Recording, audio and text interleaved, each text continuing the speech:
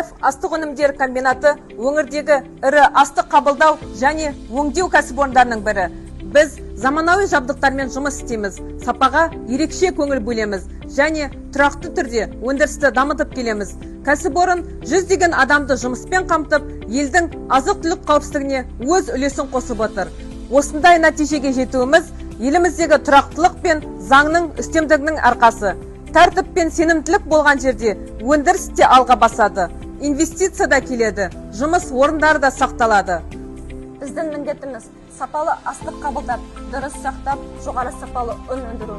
Бұл халық алдында үлкен жауапкершілік. Біз заманауи технологияны қолданып, сапаны қатаң қадағалаймыз.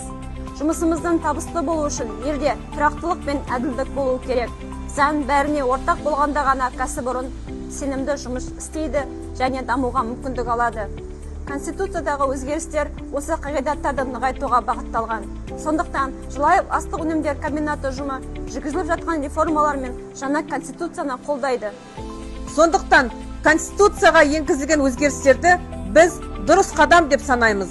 Олар әділдік пен жауапкершілікті күшейтіп, елдің одан әрі дамуына негіз болады. Осыған байланысты Жылаев астық өнімдері комбинаты ұжымы президент бастамаларын және жаңа конституцияны қолдайды.